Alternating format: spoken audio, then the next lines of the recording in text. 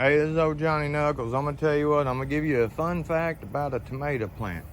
First of all, see how big my tomato plant is? There's only actually 2 plants here. I do got 2 up in these containers, but the rest of all this is 2 plants. There's 1 plant over here, 1 plant over here. That's 1 huge plant. So let me tell you about this tomato plant situation.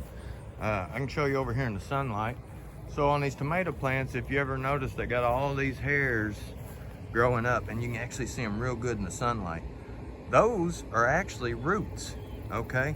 So if you don't string up your tomato plant, every bit of that stem will try to reroot, and what happens with your tomatoes is obviously your plant will get a lot bigger, because the bigger your root system, the bigger it's going to get. So that's why I leave these on the ground. And then what happens, let's see if I can get in here and actually show you what happens. Let's go over here. So as this goes on and your tomato plant starts re-rooting, you're going to start pulling in nutrients from other places. So I'll give you an example here. See here? So those are roots growing out just because it's been low and in the moisture.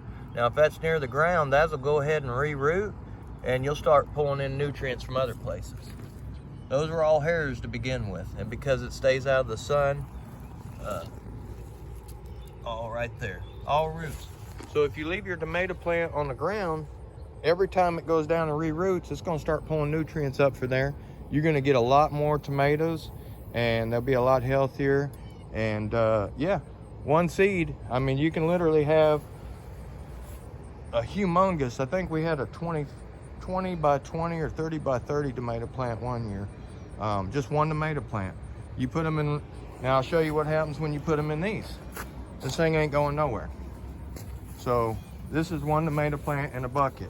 This is what you're getting out of it. You know, that's it. There ain't no more nutrients to get out of that.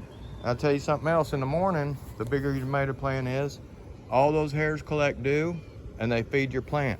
So even all this out here, the morning dew is feeding it too.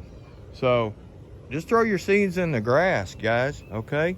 Put them in the front yard, it doesn't matter. I got a bell pepper plant going there. So throw them in the yard. You can actually, on a tomato plant, you can water your leaves at night or early in the morning before the sun comes out, because you don't want to cook them. And they'll take up that water too. Let's see if we can find anywhere else where it's already re-rooted.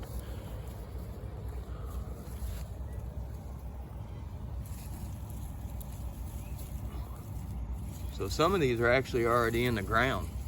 I can't pull on that one, but that stem there, it is rooted somewhere in there. And that's what they'll do, guys. Let's see about this one here. Yep, so that one there, it's rooted in the ground too. And it's pulling nutrients up from there. Anyway, y'all like, subscribe, hit the notification button. A little bit of 411 on tomato plants. We have been just pulling mega tomatoes out of here.